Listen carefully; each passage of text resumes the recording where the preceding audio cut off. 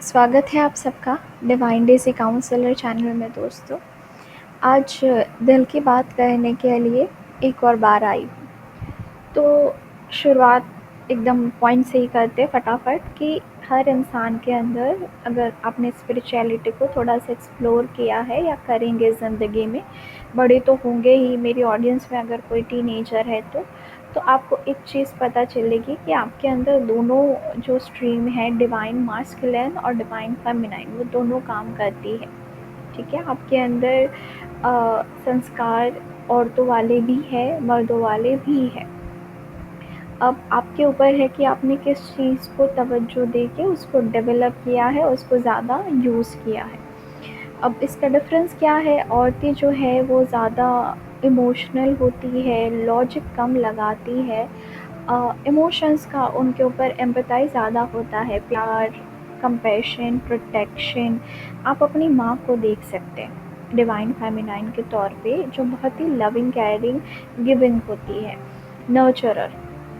And the divine masculine, उनका logic चलता है ना, उनको चीज़ें प्रैक्टिकली ज़्यादा पर्सपेक्टिव से देखना अच्छा लगता है, एनालाइज करना अच्छा लगता है, फिर वो किसी चीज़ को एक्सेप्ट करते हैं।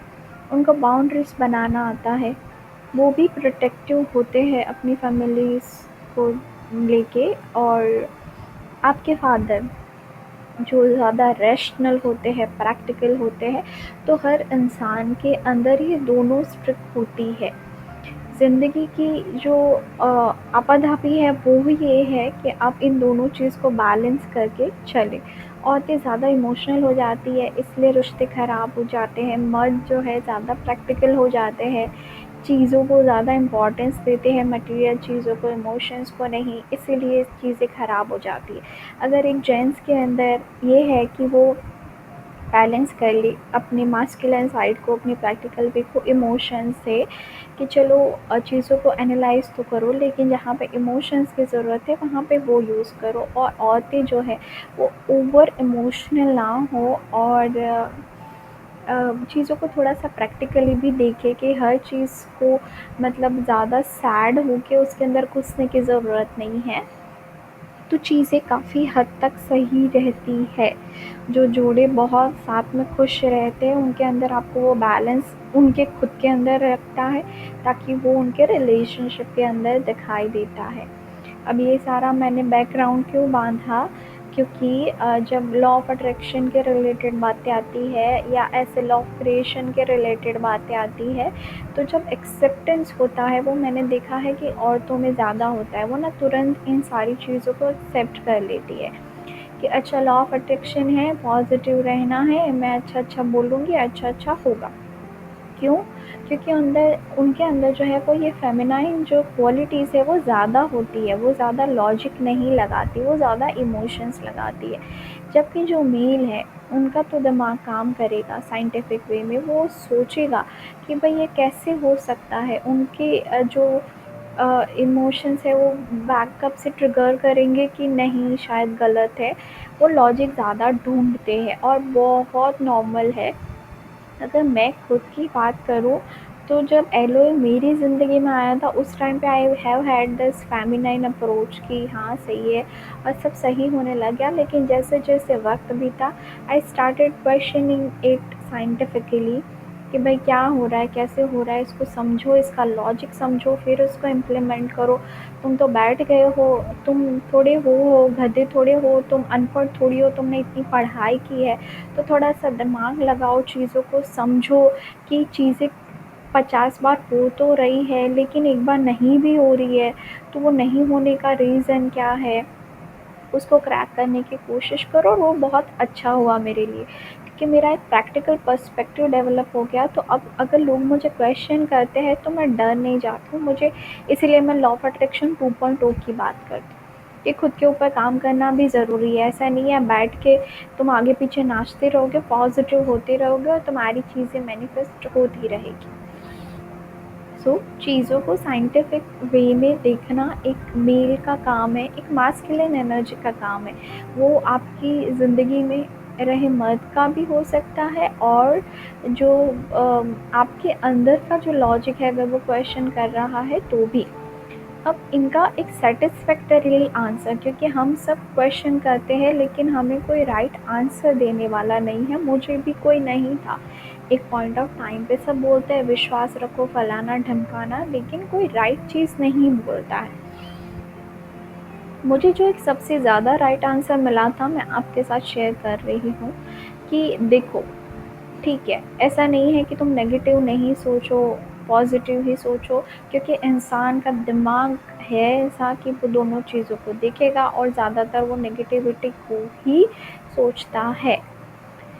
तुम इस लूप को काट नहीं सकते, लेकिन तुम्हें इससे डरना नहीं है, तुम उसको एम्ब्रेस करो। ठीक है, ये नेगेटिव चीज़ें भी है, उसको बहुत ही लॉजिकल तरीके से पॉजिटिव नेगेटिव दोनों सोचो, लेकिन फोकस जो है वो पॉजिटिविटी की ओर तो रख सकते हो, इतना कर सकते हो। ऐसा नहीं है कि दिल को धक्का देना है कि तुम्हें नेगेटिव सोचना ही नहीं है, वो सोचेगा ना, जिस चीज़ को तुम ज़्यादा रेजिस्ट करोगे वो परसिस्ट होगी। लेकिन तुम अगर उसको खुली उड़ान दोगे, मौका दोगे, तो एक टाइम बाद वो नेगेटिव सोचते सोचते भी, पॉइंट्स गिनवाते गिनवाते भी थक जाएगा। उसके बाद आपका दिमाग शिफ्ट मारेगा कि चलो ये भी पॉजिटिव है, ये भी पॉजिटिव है, ये भी हो सकता है। तुम पॉजिटिविटी की ओर फोकस रखना चाहोगे तो पॉसिबिलिटी है कि ज़्यादा चीज़ें अच्छी होंगी। नेगेटिविटी का क्या है, वो एक लूप है, वो घुसा देता है ना आपको, और उसका आउटकम भी प्रोबेबिलिटी नेगेटिव ही है। पॉजिटिव अगर सोचते रहोगे तो प्रोबेबिलिटी एटलीस्ट 10% तो पॉजिटिव होने की है। सो ऑल इन ऑल मुझे क्या बोला गया था कि तुम दोनों कॉइन की साइड देख लो कि भाई ये है पॉजिटिव, ये है नेगेटिव, ये करना है, ये सिचुएशन के अंदर ये रॉन्ग है, लेकिन पॉजिटिव पॉइंट्स भी रखो, नेगेटिव पॉजिटिव दोनों रखने के बाद अगर रैशनली तुम्हें अच्छा लगे, तुम्हारा माइंड इस लॉजिक को बिलीव करने के लिए तैयार है कि अगर मैं फोकस जो है वो नेगेटिविटी की ओर करता हूँ तो नेगेटिविटी ही बढ़ती है, लेकिन फोकस अगर पॉजिटिविटी की ओर अगर मैंने एक बार भी किया है तो वो चीज़ इंक्रीज़ हो रही है। और ये तो सच, ये मैं खुद के एक्सपीरियंस से बोलती हूँ कि जब तुम घुसे हुए हो नेगेटिविटी के अंदर, उसका कुछ भी आउटकम पॉजिटिव आता नहीं है। ठीक है, ये मेरे वर्क एक्सपीरियंस में मैंने बहुत ज़्यादा देखा है कि फटीचर चीज़ों में घुसोगे, बकवास के अंदर घुसोगे, नेगेटिव लोगों से साथ रहोगे, खुद नेगेटिव सोचोगे, उसका आउटकम कभी भी पॉजिटिव नहीं होगा। लेकिन एक बार भी तुमने जब चीज़ों को एक अलग लाइट के अंदर देखा, धीरे धीरे धीरे वो चेंज भी बढ़ती है, तो ये लॉजिक है। अब ये आपके ऊपर है, मैं किसी को फोर्स नहीं कर सकती, ना ही करना चाहती हूँ, मैंने भी खुद गिर के खड़े होके लर्न किया है। तो तुम्हारे ऊपर है कि तुम्हें फोकस कहाँ करना है, सुकून तुम्हें कौन सी चीज़ देती है, खुशी तुम्हें कौन सी चीज़ दे रही है, कौन सी चीज़ तुम्हारा फ्यूचर ब्राइट करेगी। ठीक है, क्योंकि पता नहीं, मुझे नहीं लगता कि नेगेटिविटी को किसी को पसंद होगी। तुम टायर्ड हो जाओ उस दिन इस चीज़ को अच्छे से सोचना। अब एक लास्ट में अच्छा सा इंसिडेंट शेयर करती हूँ। सत्संग में हम सब जाते हैं, मैं भी जाती हूँ, एक रिलीजियस उससे जुड़े हुए थे हम लोग। तो वहाँ पे क्या है ना, भगवान से हम सब सारी चीज़ें मांगते रहते। तो सभा में 150-200 लोग आते हैं। तो एक ऑब्जर्वेशन जो हमारे गुरु का है वो ये था कि औरतें जो है वो बहुत जल्दी मैनिफेस्ट कर लेती, वो भगवान से कुछ भी मांगती है तो बहुत जल्दी पूरा हो जाता है ना, और मर्द को थोड़ा सा वक्त लगता है। क्यों? क्योंकि उनका वो ऑब्जर्वेशन था, 200-150 लोगों में उन्होंने एग्जाम्पल दिया था। तो अब मुझे उसका लॉजिक समझ में आता है, क्योंकि औरतें जो है वो ज़्यादा इमोशनल होती है, घुस जाती है, छोड़ देती है। जैसे हम शुरू में एलओए में आते हैं तो रम जाती है ना, उनको सच में उनकी फेमिनाइन एनर्जीज जो है वो बहुत स्ट्रॉन्ग होती है कि उनको चिंता नहीं होती है। एक बार वो भरोसा करती है अपने पति के ऊपर, पिता के ऊपर, भगवान के ऊपर, वो बहुत जेन्युइन तरीके से लव से घिर जाती है। इसीलिए उनके लिए चीज़ें मैनिफेस्ट होना बहुत आसान होता है, मतलब अपनी विश पूरी होना। वहाँ पे तो हम भगवान को एज अ विश मांगते हैं, और जो मर्द होते हैं उनका ज़्यादा लॉजिक चलता है ना, होगा नहीं होगा, होगा नहीं होगा, तो उनके लिए थोड़ा सा वो होता है टफ। ऐसे बोलते हैं। तो बोलते हैं कि बहनों जैसे आप ना थोड़े से प्योर हो जाओ, थोड़े से खुल के मांगो और विश्वास करना सीखो। तो वहाँ पे तो हमें विश्वास करना ही सिखाया जाता है। पर ये बात है कि आपके अंदर दोनों चीज़ें चलेगी, तो आपके ऊपर है कि आप किस चीज़ के ऊपर फोकस करो और किस तरह से आगे बढ़ो। मिलेंगे किसी और वीडियो के साथ। Thank you so much.